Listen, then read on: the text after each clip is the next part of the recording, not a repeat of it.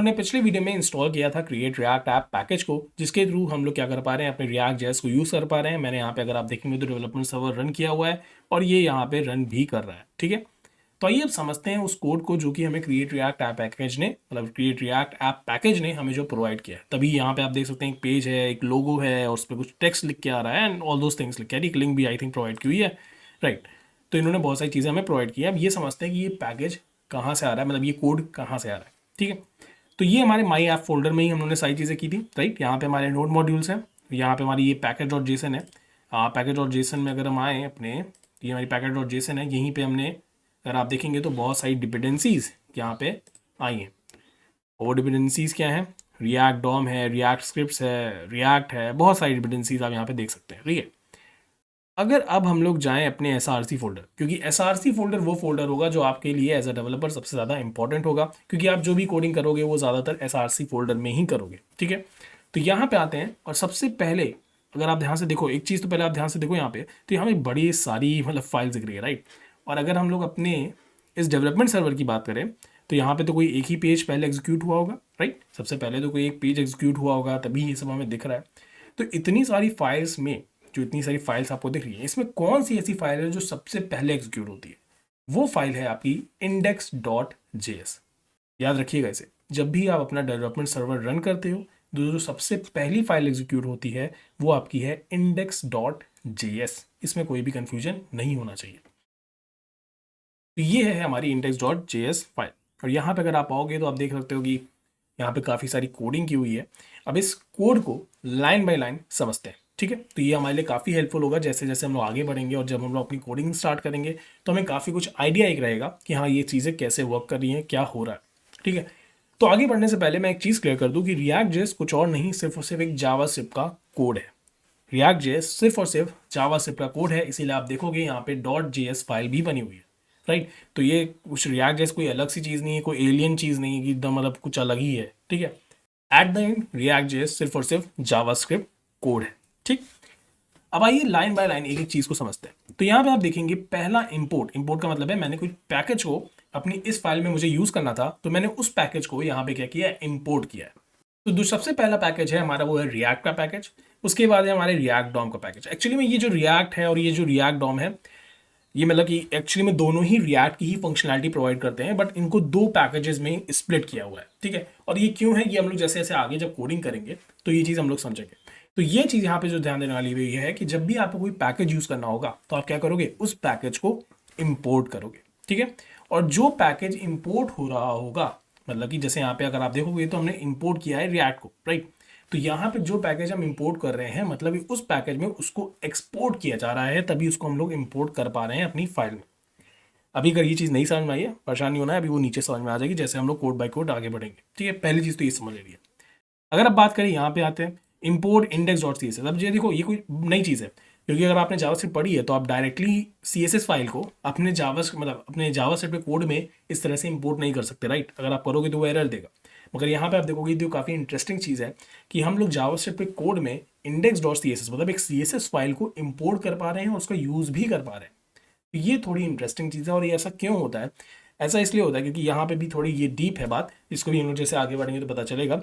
बस अभी इतना समझना है कि जब ये फाइल ब्राउज़र के पास आती है तो ये फाइल एग्जैक्टली ब्राउज़र के पास नहीं जाती है।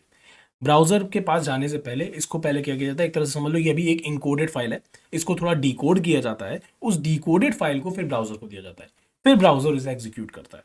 इसीलिए आप एक तरह से देख सकते हो कि जावास्क्रिप्ट कोड में हम लोग CSS की फाइल को इंपोर्ट कर पा रहे हैं, अदरवाइज अगर ऐसे करोगे तो ये एरर दे देगा। ठीक है, फिर यहाँ पे इसकी नेक्स्ट लाइन पे आते हैं, तो वो है फोर्थ लाइन की। यहाँ पे हम लोग क्या करें, इंपोर्ट कर रहे हैं ऐप को फ्रॉम ऐप। अब यहाँ पे क्या ध्यान देने वाली बात है, ये बात ध्यान देने वाली है कि अगर आप देखोगे तो ये ऐप कुछ और नहीं, ये एक कंपोनेंट है। ये एक कंपोनेंट है जो कि आप यहाँ पे यूज़ कर रहे हो। तो जब भी आपको कोई कंपोनेंट, ये चीज़ याद रखना, जब भी आपको कोई कंपोनेंट अपनी मतलब इस रिएक्ट जेएस के कोड में यूज़ करना होता है तो आपको उसको इंपोर्ट करना होता है। फिलहाल ये चीज़ तो हम लोग जैसे जैसे कोडिंग करेंगे तो समझ में आएगी, बट ये शुरू के लिए अगर आपको पता हो तो अच्छा है। और जब भी कोई आप कंपोनेंट इंपोर्ट करते हो अपने रिएक्ट जेएस के कोड को, क्योंकि वो जावास्क्रिप्ट फाइल होता है, तो आपको यहाँ पे .js लिखने की ज़रूरत नहीं पड़ती। मतलब ये आप देख लो, इंपोर्ट ऐप फ्रॉम डॉश मतलब .ऐप का मतलब क्या है, करंट डायरेक्टरी में ही, ये जो करंट डायरेक्टरी है SRC हमारी करंट डायरेक्टरी है, इसमें ही app.js मतलब इस वाली फाइल को इंपोर्ट कर लो, क्योंकि उसी का कोड हम यहाँ पे यूज़ कर रहे हैं, ठीक है। तो यहाँ पे आपको अगर आप चाहो तो यहाँ पे app.js लिख सकते हो, बट उसकी मतलब नहीं है, आपको ज़रूरत नहीं है। और इसका डॉट और ऑब्लिक का मतलब यही होता है। डॉट का मतलब है करंट डायरेक्टरी, मतलब आप जिस डायरेक्टरी में हो, तो हम जिस डायरेक्टरी में index.js किस डायरेक्टरी में, index.js हमारे src डायरेक्टरी में है, तो हम यहीं पे रहेंगे। और इसी के अंदर क्या देखो, ऐप को देखो, मतलब एक तरह से app.js को देखो, क्योंकि ये JS कोड है इसलिए हमें एक्सटेंशन लिखने की जरूरत नहीं है। तो हम कहाँ जा रहे हैं, app.js फाइल में जा रहे हैं और उसको इंपोर्ट कर रहे हैं। जबकि वहीं पे अगर आप देखोगे CSS की फाइल को, ये भी करंट डायरेक्टरी में ही है, राइट। तो करंट डायरेक्टरी में है भी ये index.css, उसी को हम यहाँ पे इंपोर्ट कर रहे हैं और उसका हमने एक्सटेंशन भी डिफाइन किया हुआ है, क्योंकि ये JS फाइल नहीं है, ठीक है। अब यहाँ पे कुछ फाइल्स हैं, अभी हमें इन सब की इतनी ज़रूरत नहीं है, तो इसको भी हम लोग डिलीट कर देंगे।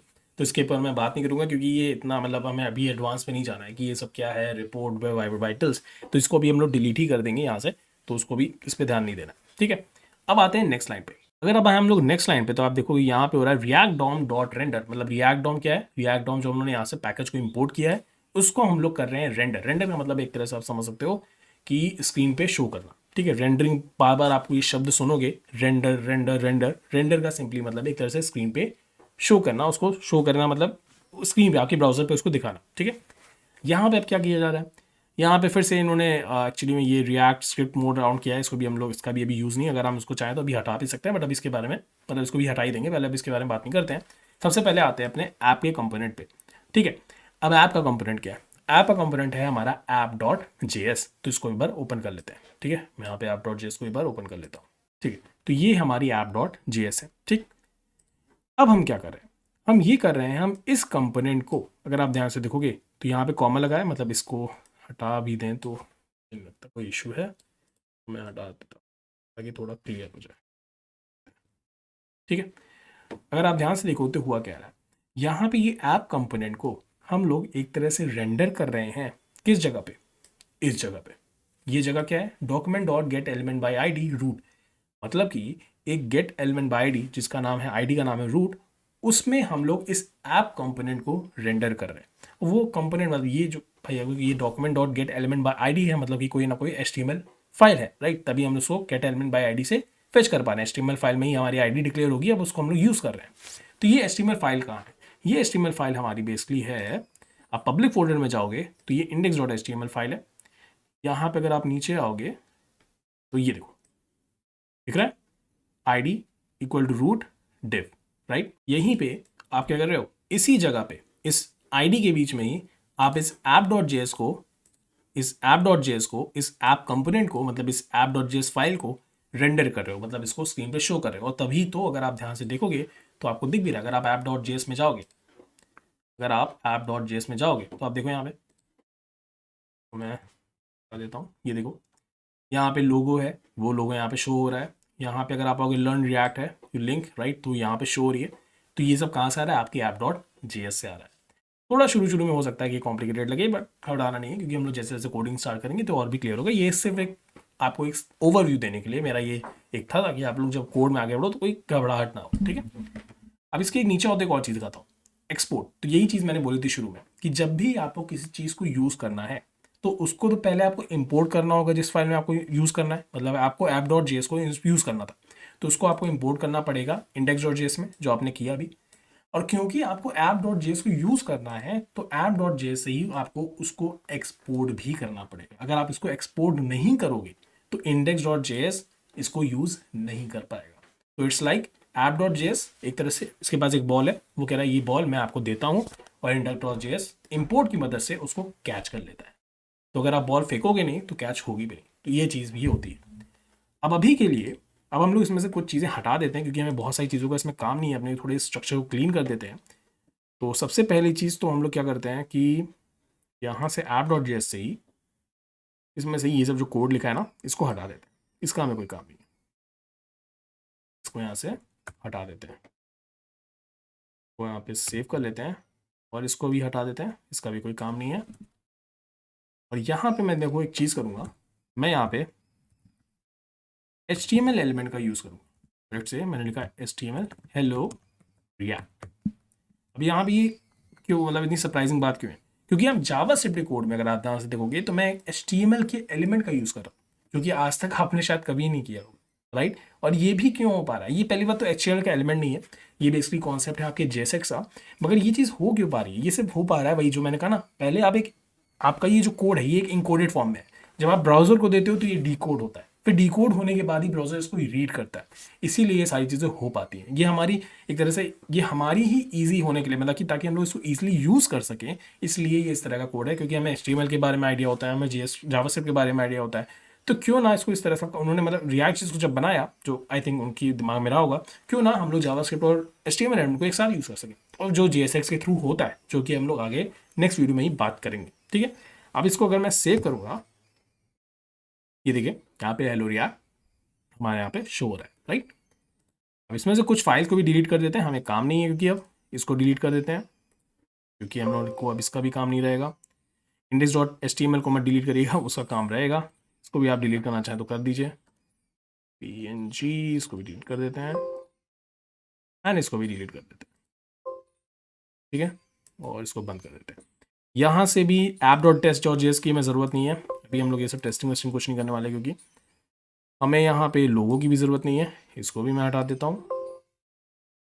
और यहाँ पे ओके, मैंने कुछ गड़बड़ तो नहीं हटाया ना, ओके ठीक है कुछ, ओके वो मैं यहाँ पे एक्चुअली हमारी ये रिएक्ट जैसे यहाँ पे देखिए बहुत स्मार्टनेस भी दिखा रही है।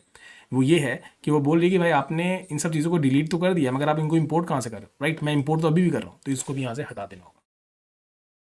मैंने इसको भी हटा दिया। यहाँ पे देख लेते हैं हमने कुछ यूज़ तो नहीं किया है, वो भी यहाँ से हटा देते हैं, क्योंकि हमें ज़रूरत नहीं थी। देखिए अब कंपाइल हो रहा है, अभी भी कुछ एक जगह पे है, यहाँ पे एरर आ रहा है, इसको सेव कर देते। ओके यहाँ पे रिपोर्ट वेब वाइटल्स को लेके कुछ है, ओके यहाँ से इसको भी हटा देते हैं, इसकी भी हमें ज़रूरत नहीं है। क्योंकि तो देखिए अब सब कुछ रिएक्ट जेस काफ़ी स्मार्ट है, कुछ करना नहीं पड़ा, उसने खुद ही बता दिया कि ये चीज़ें भाई आपने गलत की हुई है, राइट। तो इसको भी हटा देते हैं कि भी अभी ज़रूरत नहीं है, ठीक है, तो भी हटा देते हैं, थोड़ा अपने डायरेक्टरी को क्लीन बना देते हैं, ठीक है। तो अब ये क्लीन हो गई, राइट। पब्लिक में क्या क्या है ये है, और आपके SRC में ये है, ओके। तो ये चीज़ है, अब इसको मैं सेव कर लेता हूँ, ठीक है। तो एक बार इसको समराइज़ कर लेते हैं, क्योंकि आई नो थोड़ा ये कॉम्प्लिकेटेड था। सिंपली से इस सबको तो आई थिंक मतलब समझ में आ गया होगा इंपोर्ट का क्या मतलब है, इसको बस देख लेते हैं। तो हुआ क्या, यहाँ पे हम लोग रेंडर कर रहे हैं यहाँ पे ऐप कंपोनेंट को। ऐप कंपोनेंट क्या है, हमारी app.js फाइल है, और इसको हम लोग रेंडर कहाँ कर रहे हैं, इसको हम लोग रेंडर कर रहे हैं इस जगह पे, जो कि index.html है, जो कि हमारे पब्लिक फोल्डर में प्रेजेंट है। बस इतनी चीज़ कर रहे हैं। और सबसे पहली फाइल कौन सी एग्जीक्यूट होती है, सबसे पहली फाइल index.js एग्जीक्यूट होती है, और दिख भी रहा है, क्योंकि अगर index.js ही नहीं एग्जीक्यूट होगी तो भाई ये सब कहाँ से एग्जीक्यूट होंगे। तो index.js आपकी पहले एग्जीक्यूट होती है, फिर वो सारी फाइल्स को एग्जीक्यूट करती है, ओके। तो आई होप आपको वीडियो अच्छा लगा होगा। अगर आपको वीडियो अच्छा लगा है तो इसे लाइक ज़रूर से करिएगा। अगर आप इस चैनल पर नए हैं तो सब्सक्राइब जरूर से करिएगा, क्योंकि मैं डेली नए वीडियोस अपलोड करता हूँ। रेगुलरली मेरे चैनल पर नए नए कोर्सेज अपलोड होते रहते हैं। ये हमारी इंस्टाग्राम आईडी है, इसको भी आप ज्वाइन कर सकते हैं, आप मुझसे डायरेक्टली इंटरेक्ट कर सकते हैं। कोर्सेज से रिलेटेड जो भी अपडेट्स होते हैं वो मैं इंस्टाग्राम आईडी पे देता हूँ। तो मिलते हैं हम लोग नेक्स्ट वीडियो में, तब तक के लिए बाय बाय।